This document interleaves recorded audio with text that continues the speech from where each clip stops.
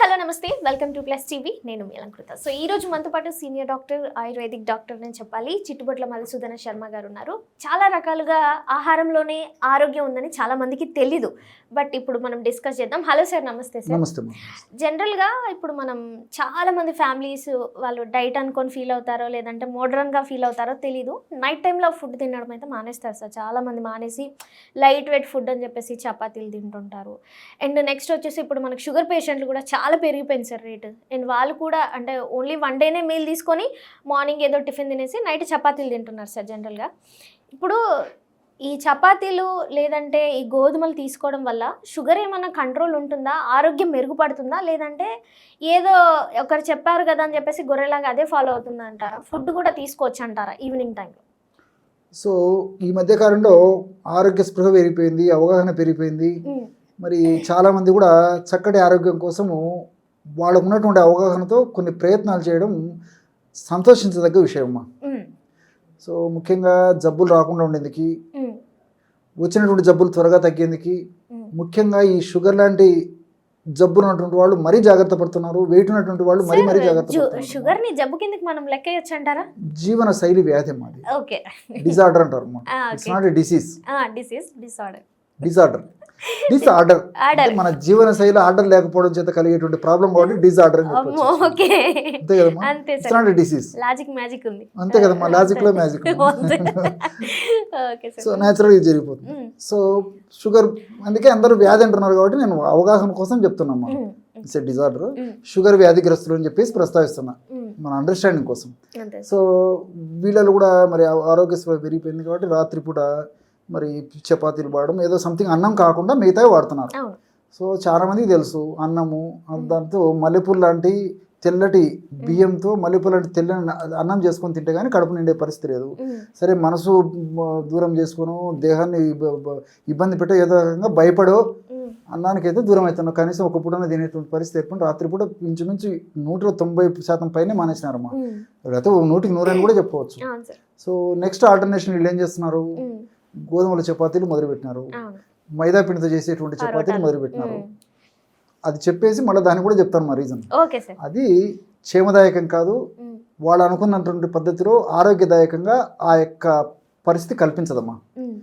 So daily గోధుమలు తినేటువంటి వాళ్ళు కానీ, అదే గోధుమలతో చేసేటువంటి రోటీసు పుల్కాలు చపాతీలు తినేవాళ్ళు కానీ, లేదా మైదాతో చేసేటువంటి చపాతీలు రోటీలు తినేటువంటి వాళ్ళు కానీ షుగరు ఎక్కువ శాతం మందిలో నియంత్రణలో ఉండేటువంటి పరిస్థితి ఉందమ్మా.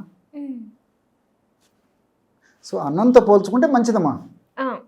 సో అన్నంలో అందులో ముఖ్యంగా తెల్లపుగా మల్లెపూలు లాంటి అన్నం తింటున్నాం కాబట్టి బొట్టి కార్బోహైడ్రేట్స్ తప్ప ఏం లేవు. వాటితో పోల్చుకుంటే ఈ గోధుమల్లో కార్బోహైడ్రేట్ శాతం తక్కువగా ఉంటుంది, ఫైబర్ బాగా ఉంటుంది కాబట్టి కొంతవరకు ఉపయోగం. ఆ గోధుమలు కూడా ఇప్పుడు దాన్ని కూడా పాలిష్ చేసినాం, అది మనం ఊహించిన రీతిలో మనం ఊహించాల్సిన అవసరం కూడా లేదు. ఫైబర్ ఎంత ఉంటుందని కూడా ప్రశ్నార్థకంగా తెలిపేది, పక్కనే మైదా ఉంది కాబట్టి. సో ఈ గోధుమలు వాడుకోవడం వల్ల ఇన్సులిన్ సిక్రేషన్ తగ్గిపోతుందని చెప్పేసి ఒక కాన్సెప్ట్ ఉంది. సో గోధుమల్లో గ్లూటెన్ అనేటువంటి ఒక ప్రోటీన్ ఉంటుందమ్మా. సో రెగ్యులర్గా గోధుమలు వాడుకోవడం వల్ల అంటే పుల్కాల రూపంలో కానీ చపాతీ రూపంలో కానీ రోటీ రూపంలో కానీ ఈ యొక్క గ్లూటెన్ ఏం చేస్తుందంటమ్మా, మన దేహంలో ప్యాంక్రియాస్ అనేటువంటి ఒక అవయవాన్ని ఇన్సులిన్ ఉత్పత్తి చేయకుండా చేసేస్తుంది. సో దేహానికి జీవనక్రియలు జరగాలన్నా, బ్లడ్లో షుగర్ లెవెల్స్ మెయింటైన్ అవుతుండాలన్నా, మెటబాలిజం బాగా జరగాలన్నా ఇన్సులిన్ చాలా చాలా అవసరం. సో ఇన్సులిన్ సమర్థవంతంగా పనిచేయకుండా ఈ గ్లూటెన్ చేసేస్తుంది అనమాట. సో రెండవది ఏంటంటే గ్లూటెన్ని ఆ విధంగా మనం పక్కన పెట్టినప్పటికీ ఈ రోజుల్లో మరింత మనం ఫ్యాషనైజ్డ్ ప్రపంచంలోకి వెళుతున్నాం కాబట్టి మైదా పిండితో చేసేటువంటి పదార్థాలు వాడకం కూడా ఎక్కువైపోయింది. సో మైదా పిండి తయారు చేసేదానికి మరి మైదా పిండి తయారు చేసేదానికి అలాక్సాన్ అని చెప్పేసి రసాయన పదార్థాన్ని వాడతారనమాట. సో గోధుమల్లో గ్లూటెన్ వరకే పరిమితం అయితే మైదా పిండిని వాడుకోవడం వల్ల మైదా పిండిలో వాడేటువంటి అలాక్సాన్ అనేటువంటి రసాయన పదార్థం మరింత ఈ ప్యాంక్రియాస్ని దెబ్బతీసేసి మరింత షుగర్ ఉత్పత్తి కాకుండా చేసేసి ఉత్పత్తి అయినటువంటి షుగర్ కూడా పనిచేయకుండా చేసేటువంటి పరిస్థితి కూడా ఈ అలాక్సిన్ అలాంగ్ విత్ ఈ గ్లూటెన్ వల్ల కలుగుతుందమ్మా. సో గ్లూటెన్ శాతము ఇందులో మైదా పిండిలో ఉంటుంది. దీంతోపాటు అది ప్రాసెస్ చేసేటువంటి ప్రక్రియలో తెల్లగా కావడానికి అది కలిపేస్తారు అనమాట. సో అలాక్సాన్ గ్లూటెన్ కలిసరికి పరిస్థితి మరింత వరుసగా తయారైపోతుంది అనమాట. సో మైదా పిండి కంప్లీట్గా ఫైబర్ ఉండదు. అందుకే ఈ మైదా పిండి అంటే నాకు గుర్తొస్తుందమ్మా, పూర్వకాలం అంటే మీకు మోస్ట్లీ గుర్తుండకపోవచ్చు, ఒక 30 సంవత్సరాల చరిత్రను చూసేట్లయితే ఈ సినిమాలు కానీ లేకపోతే ఏదైనా న్యూస్ మనం ఎవరికి తెలియజేయాలన్నా, సొసైటీకి తెలియజేయాలన్నా, కొత్త ఎగ్జాక్ట్లీ పోస్టర్ వేసేవాళ్ళు కొత్త విషయాలు తెలియజేయాలని మైదా పిండిని ఉడకబెట్టేసేసి పేపర్లకు అంటించేసి గోడలకు అంటించేవాళ్ళం. అంత గట్టిగా అంటుకుంటుంది. మామూలు నీళ్లు పడినా, వర్షపు నీళ్లు కన్నా 2-3 రోజులు రెగ్యులర్ వాన పడినా అంత తొందరగా రాదమ్మా. అలాంటి మైదా పిండి అంత గట్టిగా అంటుకునేటువంటి మైదా పిండిని మనం కలుపులోకి తీసుకోవడం వల్ల ప్రేగుల్లో ఆ విధంగా అంటుకుపోతే దాని నుంచి ఎన్ని రకాల ఇబ్బందులు ఎదుగుతాయో ఆలోచన చేయండి. మంచి బ్యాక్టీరియా కూడా సర్వనాశనం అయిపోయి మొత్తం చెడ్డ బ్యాక్టీరియా తయారైపోతుంది. మొత్తం పేగుల గోడలు అంతా నాశనం అయిపోతాయి. సో ప్రతి సమస్యకి ప్రేవులు మూలస్థానం. మనకి ఏ అనారోగ్యం వచ్చినప్పటికీ ప్రేవులు మూలస్థానం. ఆ ప్రేవుల్ని అనారోగ్యవంతంగా చేసేటువంటి పరిస్థితి ఉన్నప్పుడు షుగర్ వ్యాధి సమస్య పక్కన పెడితే ఇతర అనేక రకాల సమస్యలు కలుగుతాయి. సో అది మంచిది కాదు. సో మరి ఆల్టర్నేషన్గా ఏంటంటే మల్టీ మిల్లెట్స్ కానీ మల్టీ గ్రెయిన్స్ కానీ వాడుకోవచ్చు పిండి. సో మల్టీ మిల్లెట్ పిండి కానీ మల్టీ గోధుమ పిండి కానీ వాడుకోవచ్చు. అంటే ఇప్పుడు సపరేట్ ఇండివిజువల్గా కొందరు సద్ద రొట్టెలు, జొన్న రొట్టెలు ఇవి ఎక్కువ ప్రిఫర్ చేస్తుంటారు, ఇవి కూడా చపాతీతో పాటు. సో ఇవి ఇండివిజువల్ గా బెటర్ అంటారా, మళ్ళీ మల్టీ గ్రెయిన్ తీసుకోవాలంటారా? ఎప్పుడో ఒకసారి మార్చుకుంటూ తీసుకోవడం ఒకటి, లేకపోతే మల్టీ గ్రెయిన్ పిండి అయితే మరి మంచిదమ్మా. అన్ని కలిపి చేసుకోవడం మంచిది. సో అన్ని కలిపి మిక్స్ చేసే దాంట్లో ఏ పదార్థాలు తీసుకుంటే బెటర్ అంటారు సార్? అదే మా మార్కెట్లో సార్ మల్టీ గ్రెయిన్ పిండి దొరుకుతుంది కదా, మంచిది. డైరెక్ట్ అదే తీసుకుంటే సరిపోతుంది. సో మార్కెట్ అడిగినా ఇస్తారు. మల్టీకి మనకి ఏది కావాలంటే తీసుకోవచ్చమ్మా. మల్టీ గ్రెయిన్ కానీ మల్టీ మిల్లెట్స్ కానీ. అంటే చాలా మంది ఆరోగ్యం మీద శ్రద్ధతోని వాళ్ళే లైక్ గోధుమలు తీసుకొని వాళ్ళే పట్టించి కల్తీ అవ్వకూడదు అని చెప్పేసి తీసుకుంటారు కదా. సో అలాగే ఎవరైనా మల్టీ గ్రెయిన్ వాళ్ళే తయారు చేసుకోవాలి అనుకుంటే ఏమేమి ఐటమ్స్ ఉంటే బెటర్ అంటారు? చెప్తానమ్మా. ఇప్పుడు గోధుమలు ఉన్నాయమ్మా, ఈ గోధుమలు వాడుకోవచ్చు. అదేవిధంగా ఇప్పుడు ఇవి కూడా కలుపుకోవచ్చు. మిల్లెట్ సంబంధించిన ఇందులో కలుపుకోవచ్చు. జొన్నలు కలుపుకోవచ్చు. ఇంతకుముందే మీరు సందర్భంలో చెప్పారు.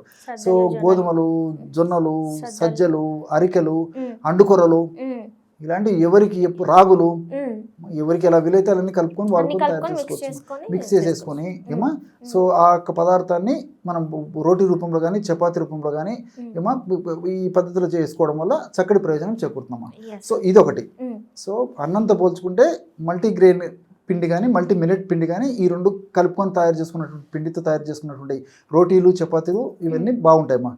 సో మరి కొన్ని వ్యాధులకి స్పెసిఫిక్గా ఈ యొక్క పదార్థాల్లో కొన్ని స్పెసిఫిక్గా మనం వాడేటువంటి ఆహార ఔషధాలను కలుపుకోవడం వల్ల డబుల్ ధమాకా ఉంటుంది. ఫర్ ఎగ్జాంపుల్ షుగర్ వ్యాధి గురించి మనం ఆలోచించినట్లయితే ఇప్పుడు షుగర్ వ్యాధిగ్రస్తులకి మల్టీ మిల్లెట్ పిండి కానీ మల్టీ గ్రెయిన్ పిండి కానీ మంచిదమ్మా. 1 కానీ 2 కానీ చపాతీలు తయారు చేసుకోవాలంటే తగినంత చపాతీ పిండి తయారు చేసుకొని అందులో పచ్చి పనసకాయల పొడి, ఇప్పుడు ఈ రోజుల్లో పచ్చి పనసకాయల పొడి కూడా బాగా దొరుకుతుందమ్మా. సో పనసకాయలు అనేసరికి చాలామందికి షుగర్ పనసపండు తింటే పెరిగిపోతుందా, ఈయనెవరయ్యా డాక్టర్ పనసకాయ పొడి తింటామన్నాడు మళ్ళీ మాకు షుగర్ ఎక్కువ అవుతుందని చెప్పేసి ఆందోళన పడుతుంటారు. పనస పండు షుగర్ని పెంచుతుంది, పనసకాయల పొడి షుగర్ని తగ్గిస్తుందమ్మా. లోపల ఉండే కాయ పచ్చి కాయ ఆ కాయ పొడి అమ్మా, అది కదమ్మా పచ్చి పనసకాయమ్మా, విత్తనం కాదు. పచ్చి పనసకాయ తొన ఉంటుంది కదమ్మా, దాని నుంచి తయారు చేసేస్తారు. జనరల్ గా మనకి బయట దొరుకుతుందా సార్ అది? పనసకాయ దొరుకుతుంది. పనసకాయ పొడి అంటే దొరుకుతుంది. కొంతమంది మిక్స్ చేసి కూడా కలిపి అమ్ముతున్నారు. సో పచ్చి పనసకాయ పొడి అంటే చెప్తే ఇస్తారమ్మా. సో దాన్ని మిక్స్ చేసుకుంటే ఇంకా పచ్చి పనసకాయ పొడి. సో పండు కాకుండా పచ్చి తొనలు ఉంటాయమ్మా. సో వాటిని ప్రాసెస్ చేసి అమ్ముతారనమాట. సో పచ్చి పనసకాయల పొడి సో మనకు మార్కెట్లో దొరుకుతుంది అనమాట. సో ఆ పచ్చి పనసకాయల పొడి ఒక 2 లేదా 3 టీ స్పూన్లు ఈ పిండిలో కలిపేసేసి దానికి తోడు 1 టీ స్పూను మెంతులు. సో మెంతులు అంటే షుగర్ అనేసరికి మెంతులు అందరికి గుర్తొస్తుందమ్మా. మెంతులను వేయించేసేసి ఆ యొక్క మెంతులు పొడి చేసేసి అందులో కలుపుకోవాలమ్మా. సో కలిపేసేసి నీళ్లు కలిపేసేసి ఏమో ఒక ముద్దలాగా తయారు చేసి కొద్దిసేపు అలాగే ఉంచేసి దాంతో రోటీ కానీ ఏదైనా చపాతీ కానీ ఏదైనా పుల్క కానీ ఏదైనా తయారు చేసుకోవచ్చు. సో ఈ విధంగా 2 రోటీలు ఇలాంటివి తయారు చేసుకోవాలంటే నేను చెప్పినటువంటి ప్రమాణంలో వాడుకోవాలమ్మా. 2-3 టీ స్పూన్లు పచ్చిపనసకాయల పొడి, 1 టీ స్పూన్ మెంతి పొడి, ఈ 2 కలిపి తయారు చేసుకొని వాడుకోవడం వల్ల షుగర్ చిన్న వయసులో రాకుండా ఉంటుంది. ఒకవేళ అదవా వచ్చినప్పటికీ నియంత్రణలో లేకపోయినప్పటికీ ఈ యొక్క ఆహార ఔషధాన్ని వాడుకోవడం వల్ల షుగర్ నియంత్రణలోకి వస్తుంది. కారణం ఏంటంటే అది కూడా చెప్తాను చూడమ్మా. సో పచ్చి పనసకాయల పొడిలో విపరీతంగా ఫైబర్ ఉంటుందమ్మా. షుగర్ వ్యాధిగ్రస్తులకు ఫైబర్ ఎంతో అవసరం. ఓకే. ఈ ఫైబర్ వాడుకోవడం వల్ల తీసుకునేటువంటి ఆహార పదార్థం అనేటువంటి పిండి పదార్థము త్వరగా జీర్ణం కాకుండా, త్వరగా షుగర్గా కన్వర్ట్ కాకుండా ఇందులో ఫైబర్ ఉపయోగపడుతుంది. ఓకే. రెండవది ఏంటంటే ఈ పనసకాయ పొడిలో యాంథోసైనిన్స్ అని చెప్పేసి ఒక రసాయన పదార్థాలు ఉంటాయి. ఈ యాంథోసైనిన్స్ అనేటువంటి రసాయన పదార్థాలు ఇన్సులిన్ సెన్సిటివిటీని పెంచుతాయి. సో ఇన్సులిన్ సెన్సిటివిటీ అంటే ఏంటంటే మన దేహంలో, బ్లడ్లో, రక్తంలో షుగర్ ఉన్నప్పటికీ ఆ షుగర్ వెంటనే త్వరగా సెల్లోకి వెళ్ళేటువంటి పరిస్థితి ఉండాలి. త్వరగా రక్త కణంలోకి వెళ్ళాలంటే ఇన్సులిన్ రెసిస్టెన్స్ ఉండకూడదు, సెన్సిటివిటీ. ఇన్సులినే దానికి అంతా కారణం.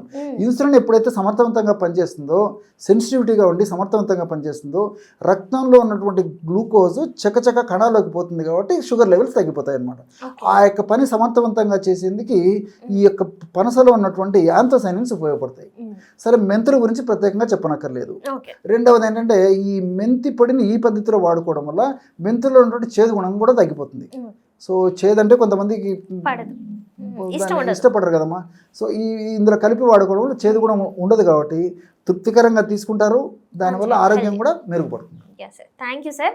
చాలా మందికి ఏంటంటే షుగర్ పేషెంట్ అనగానే అమ్మో ఇవే తినాలి, ఇవి తినకూడదని ఒక రూల్ వాళ్ళంతటా వాళ్ళు దాంట్లో మునిగిపోతారు, ఇవే తినాలి ఇంకా తినొద్దని. బట్ మీరు చక్కటి సూచనలు ఇచ్చారు. చాలా మందికి తెలియదు సార్ ఇలా మల్టీగ్రెయిన్ ఇలా యూజ్ చేయొచ్చని. ఇక రోజు చపాతీలు తిని వాళ్ళకే విరక్తి పుట్టినాలే. ఈ వీడియో చూసిన వాళ్ళు ఖచ్చితంగా మల్టీగ్రెయిన్ యూజ్ చేస్తే మేబీ రిజల్ట్ తెలుస్తుంది సార్. ఖచ్చితంగా మన బాడీలో మనకి ఏం ప్రక్రియ జరిగిందనేది తెలుస్తుంది కాబట్టి ఖచ్చితంగా బెనిఫిట్ అవుతుంది. Thank you sir. Thank you so much.